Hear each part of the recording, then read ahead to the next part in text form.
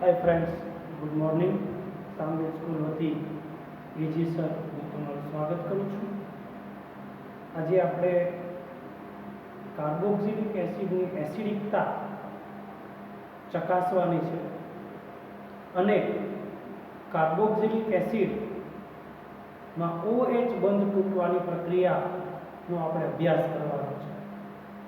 પછી આપણે કાર્બોક્સિલિક એસિડની પાણી સાથે પ્રક્રિયા થવાથી એનો વિયોજન અચળાંક Ka અને એને pKa ની કિંમત સમજાવીને એની એસિડિકતાની ચર્ચા કરવાની છે અને એસિડિકતાનો ઉતરતો ક્રમ, એનું સૂત્ર, ઇલેક્ટ્રોન ડોનેટિંગ ગ્રુપ, ઇલેક્ટ્રોન દાતા જોડાય તો એસિડિકતા ઘટે અને ઇલેક્ટ્રોન આકર્ષક ગ્રુપ जो कार्बोक्सिलिक एसिड साथ जोड़ाय तो एनी एसिडिकता वधे।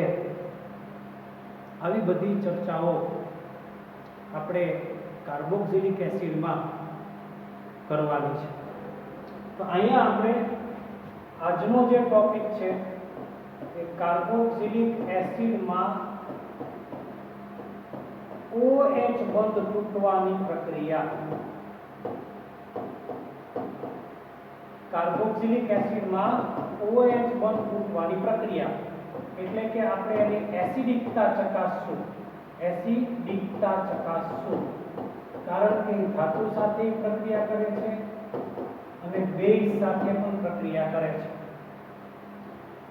તો આપણે કાર્બોક્સિલિક એસિડ છે RCOOH એ ઇલેક્ટ્રોધન આયન મેટલ, सोडियम છે એ ઇલેક્ટ્રોપોઝિટિવ મેટલ છે એટલે કે ધાતુ વિદ્યુત ધનમય ધાતુ સાથે પ્રક્રિયા કરે તો આ O અને H વચ્ચેનો બંધ તૂટશે।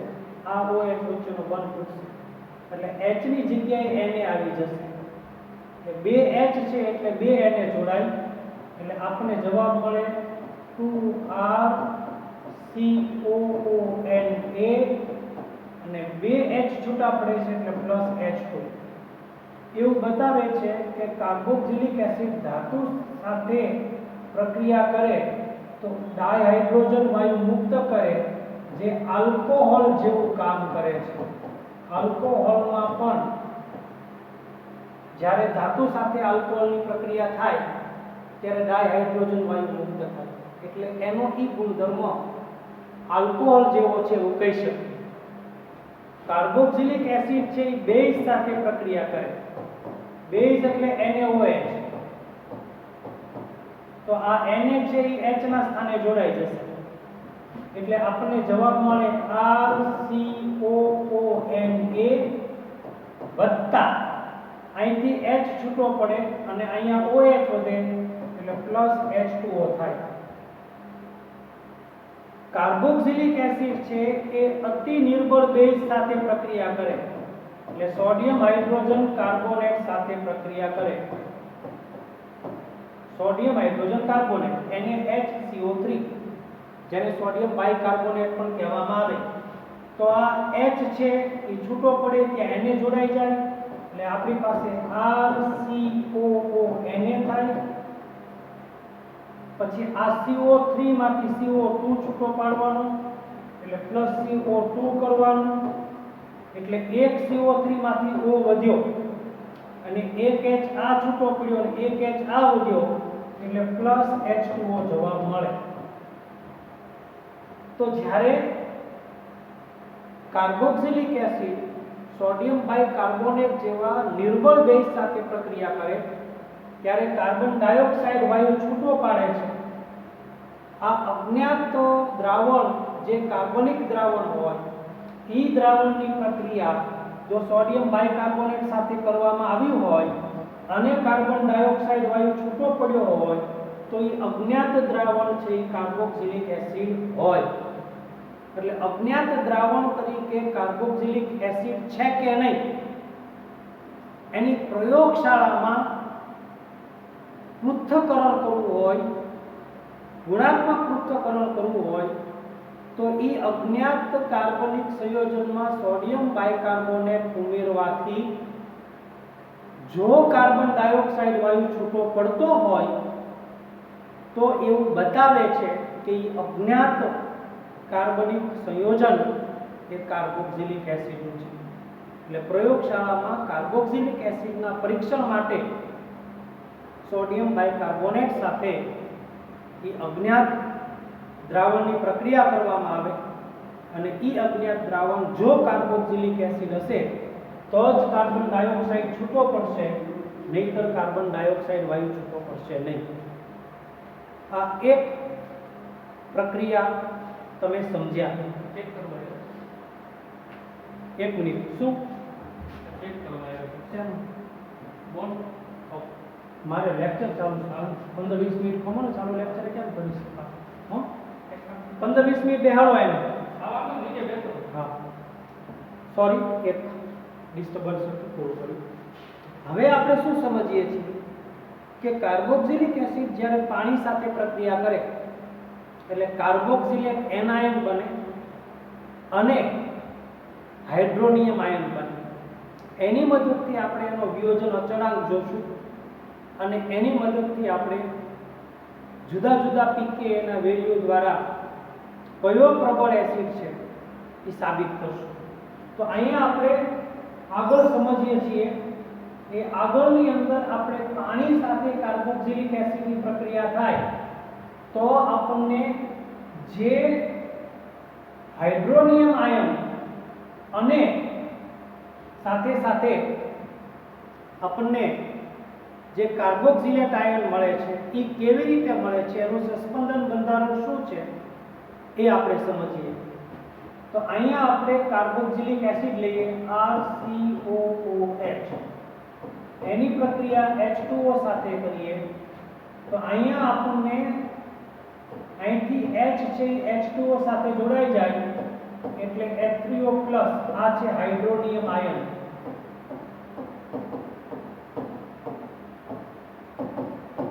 વધ્યું શું આપણી પાસે? તો કે આપણી પાસે વધ્યું RCOO, આટલું વધ્યું. કારણ કે આમાંથી H લ્યો જાય એટલે વધે RCO. એમાં એક ડબલ બોન્ડ વાળો O અને એક સિંગલ બોન્ડ વાળો O કરવાનો. સમજજો, અહીંયા આપણે સિંગલ બોન્ડ વાળો O છે એમાં આપણે એવો ફેરફાર કરશું કે આ બંધને આપણે અહીંયા લઈ જઈએ. અહીંયા 4 ઇલેક્ટ્રોન હોય, એમાંથી 2 ઇલેક્ટ્રોનનો બંધ બનાવીએ એટલે આ બંધ અહીંયા વયો જાય એટલે માઈનસ થઈ જાય એટલે આનું સસ્પેન્શન બંધારણ આપણને આવું મળે R C single bond O, આ માઈનસ અને ડબલ બોન્ડ O, આ પ્લસ થઈ જાય અને 2 ઇલેક્ટ્રોન વધે. હવે આપણે શું કરીએ, ફરીથી આ ડબલ બોન્ડને અહીંયા લઈ લઈએ અને આ માઈનસને ડબલ બોન્ડમાં રૂપાંતર કરીએ એટલે આપણને આવું બંધારણ મળે R C double bond O, અહીંયા સિંગલ બોન્ડ, આ 4 ઇલેક્ટ્રોન અને આ O માઈનસ. હું તમને એવું સમજાવવા માંગુ છું કે કાર્બોક્સિલેટ જે આયન બને એ આયનની અંદર જે માઈનસ ચાર્જ છે એ માઈનસ ચાર્જ ઓક્સિજન તરફ જાય છે. આ બહુ જ અગત્યનું છે. જ્યારે ફિનોલની અંદર જ્યારે તમે સસ્પેન્શન બંધારણ દોરો તો ફિનોલની અંદર તમને એના સસ્પેન્શન બંધારણની અંદર ઓક્સિજન ઉપર માઈનસ જાય અને કાર્બન ઉપર બેન્ઝીનના કાર્બન ઉપર માઈનસ આવે. એટલે કાર્બોક્સિલિક એસિડમાં ઓક્સિજન વધારે ઇલેક્ટ્રો નેગેટિવ છે, વિદ્યુત ઋણ છે, જેમાં વધુ વિદ્યુત ઋણ ઉપર માઈનસ ચાર્જ રહેતો હોય એવો એસિડ પ્રબળ એસિડ કહેવાય. ફિનોલ પણ એસિડ છે અને કાર્બોક્સિલિક એસિડ પણ એસિડ છે, પણ ફિનોલમાં કાર્બન ઉપર માઈનસ ચાર્જ રહે છે, જ્યારે કાર્બોક્સિલિક એસિડમાં સસ્પેન્શન બંધારણની અંદર ઓક્સિજન ઉપર જ માઈનસ ચાર્જ રહે છે. ઓક્સિજન છે વધારે ઇલેક્ટ્રોનેગેટિવ છે કાર્બન કરતા, એટલે કાર્બોક્સિલિક એસિડ ફિનોલ કરતા વધારે એસિડિક છે. આવું વર્ણન ચોપડીમાં આપ્યું છે. હવે આપણે પ્રક્રિયા સમીકરણ લખીએ તો RCOOH H2O, આ છે સંતુલન અવસ્થા તો RCOO minus plus H3O plus આ છે પ્રક્રિયક અને આ છે નિપજ. હવે જ્યારે તમે સંતુલન અચળાંક KEQ લખો ઇક્વિલિબ્રિયમ કોન્સ્ટન્ટ તો નિપજની સાંદ્રતાનો ગુણાકાર ભાગ્યા પ્રક્રિયકની સાંદ્રતાનો ગુણાકાર આવે એટલે નિપજની સાંદ્રતાનો ગુણાકાર અને છેદમાં પ્રક્રિયકની સાંદ્રતાનો ગુણાકાર આવું સૂત્ર છે. બરોબર, આ સાંદ્રતાની નિશાની છે ચોરસ કાપો એટલે આપણને આવો જવાબ મળે. નિપજ એટલે RCOO માઈનસ H3O પ્લસ આ નિપજની સાંદ્રતાનો ગુણાકાર થયો પ્રક્રિયક તરીકે RCOOH અને H2O આ પ્રક્રિયકની સાંદ્રતાનો ગુણાકાર થયો. હવે આ જે પાણી છે એ KEQ સાથે ગુણાઈ જાય એટલે આપણે KEQ H2O કરો તમે વધે શું તો કે આપણી પાસે RCOO માઈનસ વધે H3O પ્લસ વધે અને નીચે શું વધે તો કે RCOOH. KEQ H2O ને Ka કહેવાય એટલે Ka બરાબર RCOO minus H3O plus upon RCOOH મળે. આ છે એસિડનો વિયોજન અચળાંક. એસિડના વિયોજન અચળાંકની કિંમત જેમ વધારે એમ વધારે એસિડિક. એસિડ વિયોજન અચળાંકની કિંમત Ka ની કિંમત જેમ વધારે એમ વધારે એસિડિક કહેવાય. પણ એસિડ વિયોજન અચળાંકને pKa સાથે સરખાવવામાં આવે છે એટલે અહીંયા આપણે સૂત્ર લખીએ છીએ કે pKa બરાબર -log Ka એટલે કે pKa ની વેલ્યુ જેટલી ઓછી તેમ એસિડિકતા વધારે.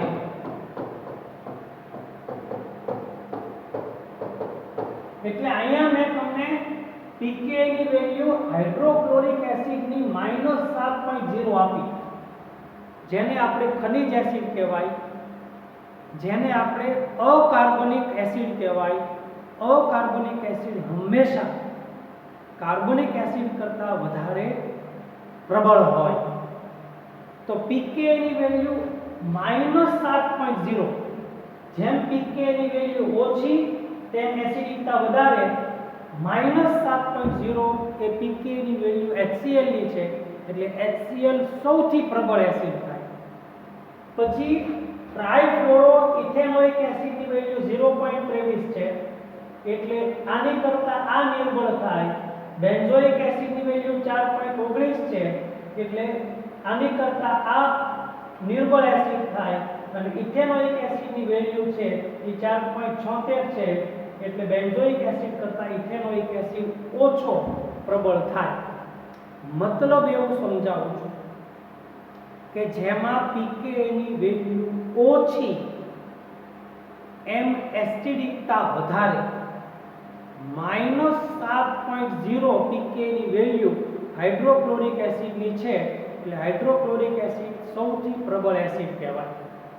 પછી ટ્રાઇફ્લોરોએસિટિક એસિડ ની pKa વેલ્યુ એ 0.23 છે એટલે એ પણ 1 કરતા ઓછી થઈ એટલે એ પ્રબળ એસિડ છે. પણ કોની કરતા તો કે પછીના જે 4.19 જે બેન્ઝોઇક એસિડ ની વેલ્યુ આપી છે અને 4.76 છે એ ઇથેનોઇક એસિડ ની pKa ની વેલ્યુ આપી છે એ એની કરતા નિર્બળ એસિડ થાય.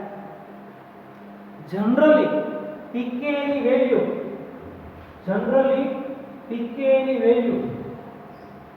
અહીંયા થોડોક આપણે ડિસ્કસ કરવાની છે. જનરલી pKa ની વેલ્યુ 1 કરતા ઓછી હોય, pKa is less than 1 તો એ પ્રબળ એસિડ હોય. pKa ની વેલ્યુ 5 કરતા ઓછી હોય તો મધ્યમ પ્રકારના પ્રબળ એસિડ.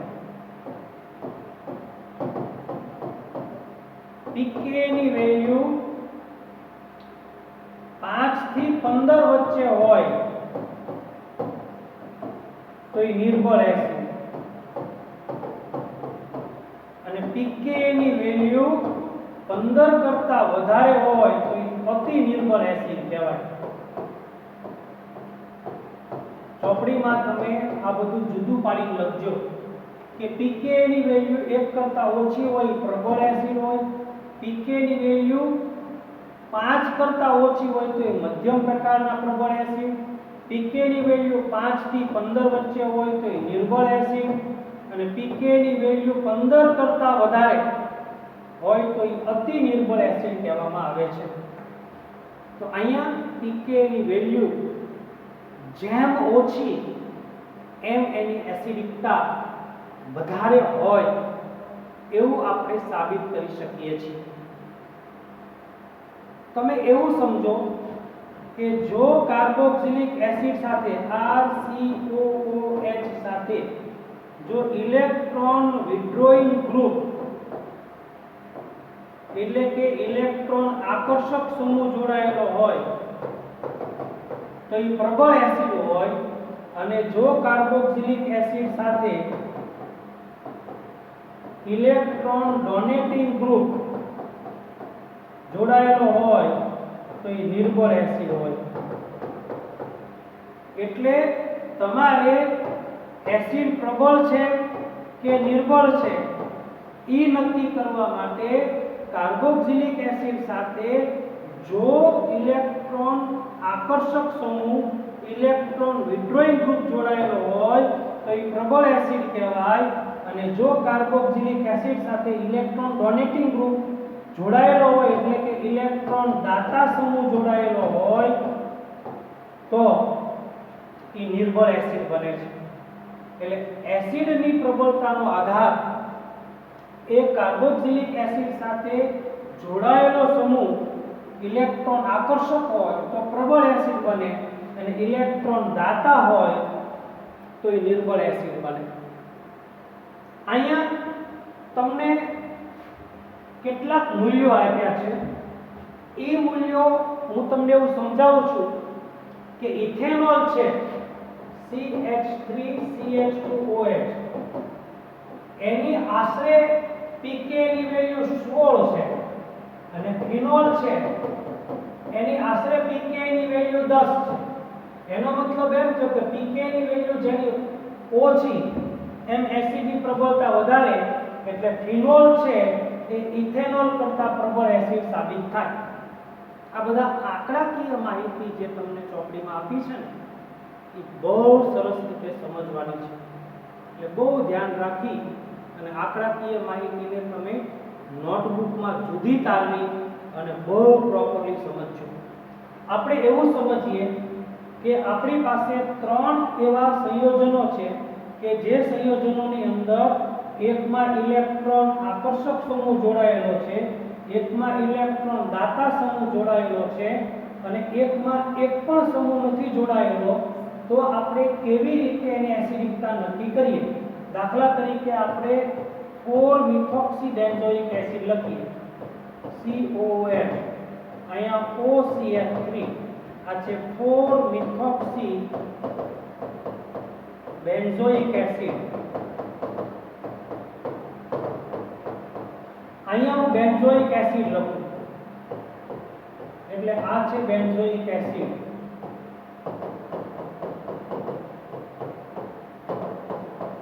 અને અહીંયા લખું 4 નાઇટ્રો બેન્ઝોઇક એસિડ. આ છે 4 નાઇટ્રો બેન્ઝોઇક એસિડ. હવે તમે જુઓ કે આ ઇલેક્ટ્રોન દાતા સમૂહ છે અહીંયા, એટલે નિર્બળ એસિડ થાય. એટલે આ નિર્બળ એસિડ છે. કોની કરતા? તો કે જેની સાથે એક પણ સમૂહ જોડાયેલો નથી બેન્ઝોઇક એસિડ કરતા ઇલેક્ટ્રોન દાતા સમૂહ જોડાયેલો હોય એ ન જોડાયેલા સમૂહ કરતા નિર્બળ હોય. અહીંયા ઇલેક્ટ્રોન દાતા સમૂહ જોડાયેલો છે એટલે આની કરતા આ પ્રબળ હોય, એટલે આપણને એસિડિકતાનો ક્રમ એ આ રીતે આપણને મળે. જે નીટની અંદર એસિડિકતાનો ક્રમ ખૂબ અગત્યનો છે. હવે આપણી પાસે ત્રણેયની વેલ્યુ છે. આની વેલ્યુ 4.16 છે pKa વેલ્યુ, પછી આની વેલ્યુ આપણને આપી છે ચોપડીમાં આપી છે એ પ્રમાણે 4.19 છે અને આની વેલ્યુ 3.41 છે.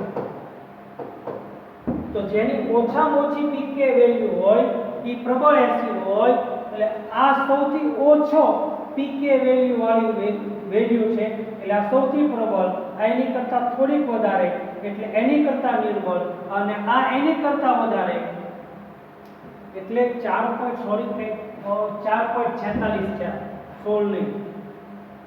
તો આ સૌથી વધારે વેલ્યુ પીકે ની છે એટલે આ સૌથી નિર્બળ, આ એની કરતા થોડીક ઓછી એટલે એની કરતા પ્રબળ, આ એની કરતા ઘણી ઓછી એટલે આ સૌથી પ્રબળ, એટલે એસિડિકતાનો પ્રબળતાનો ક્રમ તમને આ મળે. આ બધી વેલ્યુ 4.46, 4.19 અને 3.41 વેલ્યુ 4 મિથોક્સીબેન્ઝોઇક એસિડ 4.46, બેન્ઝોઇક એસિડ 4.19 અને 4 નાઇટ્રોબેન્ઝોઇક એસિડ 3.41. જેમ પીકે ની વેલ્યુ ઓછી એમ એસિડિકતા વધારે, ખાસ યાદ રાખો. હવે તમને ચોપડીમાં એસિડિકતાનો ક્રમ આપ્યો છે. તમે ચોપડી જોશો ને તો તમને લાગે કે આ કેમ યાદ રાખો, પણ તમને ખબર છે કે ગમે એવું અઘરું હોય એને આપણે આપણી મેથડથી બહુ સરળતાથી યાદ રાખીએ છીએ. ઈ મેથડનો આપણે ગુજરાતીમાં સૂત્ર બનાવી એનો ઉપયોગ કરી અને એ પ્રમાણે તમારે પાકું કરવાનું છે. એ પ્રમાણે તમારે એસિડિકતાનો ક્રમ પાકો કરવાનો છે, જે જેઈ નીટની અંદર કમ્પલસરી પૂછાય છે. તો તમારી ચોપડીમાં હું જે તમને એસિડિકતાનો ક્રમ આપું છું એ તમે લખી નાખો અને એ પ્રમાણે આપણે આગળ વધીએ છીએ. હું અહીંયા મારી ચોપડીમાં લખ્યો છે ક્રમ લખું છું 3 3 2 ફકલો, પછી નાઇસ, પછી ફકલબરહા,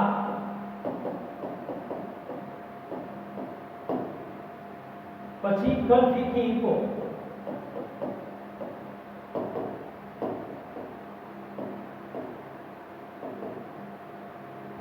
આ સૂત્ર છે જે તમને ચોપડીમાં એસિડિકતાનો ક્રમ આપ્યો છે. એ એસિડિકતાના ક્રમને તમારે પાકો કરવા માટે આ સૂત્ર પાકું કરવું ખૂબ જરૂરી છે.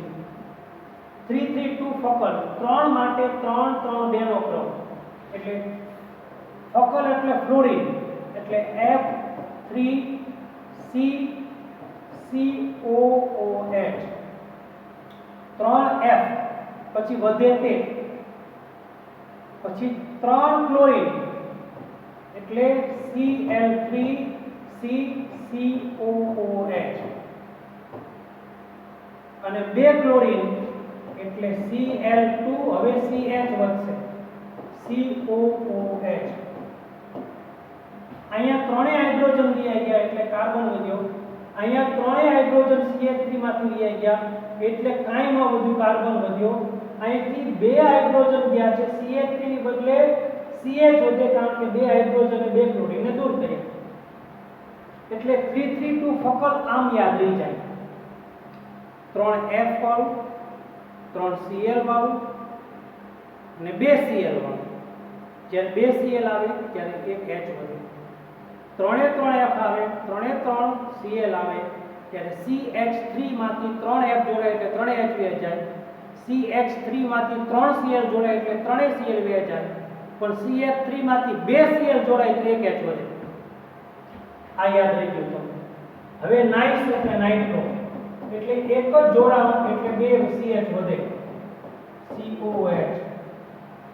પછી આઇસોસાયનાઇડ છે, ઈસનું આઇસોસાયનાઇડ NC CH2 COOH.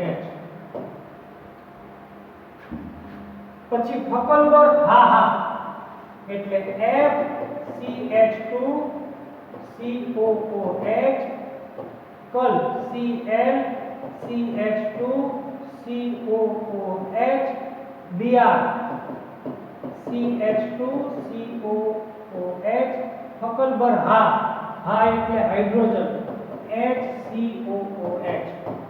ફકલબર હા એટલે એક F એક ક્લોરીન એક બ્રોમિન લખો એટલે CH3 માંથી એક F જોડાય તો CH2 વધે, એક Cl જોડાય તો CH2 વધે, એક બ્રોમિન જોડાય તો CH2 વધે ને હાઇડ્રોજન ખાલી H સાથે COH છે એટલે ફકલ પર હાફ 332 ફકલ 332 ફકલ નાઇસ ફકલ પર હાફ. હવે કલ ફીફી ઈપો કલ એટલે ક્લોરીન એટલે Cl લેવાનું CH2 CH2 COOH લેવાનું. ફી એટલે C6H5 ફિનાઇલ ફી એટલે ફિનાઇલ એટલે બેન્ઝીન COOH. પાછો ફી એટલે C6H5CH2COOH. E એટલે ઇથેનોઇક એસિડ CH3COH. O એટલે પ્રોપેનોઇક એસિડ CH3CH2COOH. આ તમને એસિડિકતાનો ક્રમ આપ્યો છે ટેક્સ્ટ બુકમાં. હવે એ ક્રમ તમે 20 વાર લખો 25 વાર લખો તોય પાકો ન થાય. તમે આ સૂત્ર યાદ રાખો 332 ફકલ નાઇસ ફકલ પર હા કલ ફીથી ઇકો 3 ફ્લોરિન 3 ક્લોરીન 2 ક્લોરીન એટલે 3 ફ્લોરિન 3 ક્લોરીન 2 ક્લોરીન. ના એટલે નાઇટ્રો, ઈસ એટલે આઇસોસાયનાઇડ, ફ એટલે 1 ક્લોરીન, કલ એટલે 1 ક્લોરીન, બ એટલે 1 બ્રોમિન, હા એટલે 1 હાઇડ્રોજન. હવે અહીંયા ક્લોરીન બે વખત આવ્યું બરોબર, પણ આ ક્લોરીન સાથે એક CH2 છે જો અને આ ક્લોરીન સાથે બે CH2 છે. એટલે પહેલા ક્લોરીન સાથે એક CH2 બીજા ક્લોરીન સાથે બે CH2 એમ યાદ રાખવાનું. પછી આ C6 આ ફી એટલે ફિનાઇલ એટલે બેન્ઝોઇક એસિડ. પછી બીજો ફી છે ને એમાં એક CH2 છે અને આમાં એક કે CH2 નથી એટલે બીજામાં પહોંચો એટલે એક કાર્બન વધારવાનો. પછી E એટલે ઇથેનોઇક એસિડ ને O એટલે પ્રોપેનોઇક એસિડ. એટલે આખું તમને આપેલું ચોપડીનું સૂત્ર અહીંયા ક્લિયર થયું. તમે જુઓ છો મેં ટેક્સ્ટ બુકમાં નથી જોયું, મેં ખાલી સૂત્ર જ જોયું. એ સૂત્ર તમે ટેક્સ્ટ બુકમાં લખો, મારી મેથડ પ્રમાણે તમે એસિડિકતાનો ઓર્ડર ચકાસો તો સૌથી પ્રબળ એસિડ થાય ટ્રાઇફ્લોરો, સૌથી પ્રબળ એસિડ થાય ટ્રાઇફ્લોરો ઇથેનોઇક એસિડ અથવા એસિટિક એસિડ. ચોપડીમાં ટ્રાઇફ્લોરો એસિટિક એસિડ એવું કીધું છે. તો બે કાર્બન હોય તો એસિટિક એસિડ કહેવાય અને 3 ક્લોરીન છે એટલે ટ્રાઇફ્લોરો એસિટિક એસિડ.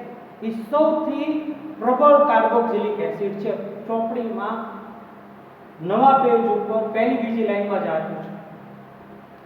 તો આપણે આજે આ લેક્ચરમાં એવું સમજ્યા કે ધાતુ સાથે પ્રક્રિયા કરે કાર્બોક્સિલિક એસિડ તો ડાયહાઇડ્રો છૂટો પડે, એને OH સાથે પ્રક્રિયા કરે તો પાણી છૂટું પડે, અને સોડિયમ હાઇડ્રોજન કાર્બોનેટ સાથે પ્રક્રિયા કરે તો કાર્બન ડાયોક્સાઇડ છૂટો પડે. પ્રયોગશાળામાં કાર્બન ડાયોક્સાઇડ છૂટો પડે એ કસોટી એ અજ્ઞાત કાર્બનિક સંયોજન એ કાર્બોક્સિલિક એસિડ છે એવું સાબિત કરવા માટે થાય છે. કાર્બોક્સિલિક એસિડ ફિનોલ કરતાં વધારે પ્રબળ એસિડ છે કારણ કે કાર્બોક્સિલિક એસિડની અંદર જ્યારે એનું સસ્પેન્શન બંધારણ દોરો ત્યારે માઇનસ ચાર્જ ઓક્સિજન ઉપર જ રહે છે જે આપણે સસ્પેન્શન બંધારણમાં જોયું. જ્યારે ફિનોલની અંદર માઇનસ ચાર્જ એ ઓછા વિદ્યુત ઋણ કાર્બન ઉપર રહે છે, વધારે વિદ્યુત ઋણ પરમાણુ ઉપર માઇનસ ચાર્જ રહેતો હોય એ પ્રબળ એસિડ કહેવાય. એટલે કાર્બોક્સિલિક એસિડ પ્રબળ એસિડ છે. પીકે એની વેલ્યુ જેમ ઓછી એમ એસિડની પ્રબળતા વધારે, એટલે આપણે જુદા જુદા એસિડ માટે પીકે ની વેલ્યુ અને એ પ્રમાણે આપણે એસિડિકતા ચકાસી. 4-મિથોક્સી બેન્ઝોઇક એસિડ એની વેલ્યુ 4.46 પીકે છે, એની સામે બેન્ઝોઇક એસિડની વેલ્યુ 4.19 છે અને એની સાથે 4-નાઇટ્રોબેન્ઝોઇક એસિડ ની કિંમત એ 3.41 છે. જેમ પીકે ની વેલ્યુ સૌથી ઓછી એમ એસિડિકતા વધારે, એટલે 4-નાઇટ્રોબેન્ઝોઇક એસિડ એ સૌથી પ્રબળ એસિડ થાય. અહીંયા મેં સૂત્ર આપ્યું 332 ફકલ નાઇસ ફકલ બરહા કલ પીપી ઇકો. એ પ્રમાણે મેં તમારી સામે એસિડિકતાનો ઉતરતો ક્રમ લખ્યો જે તમે ટેક્સ્ટ બુક સાથે મેચ કરી શકો છો અને પાકું કરી શકો છો હોમવર્ક અચૂક મને મોકલજો. Thank you very much.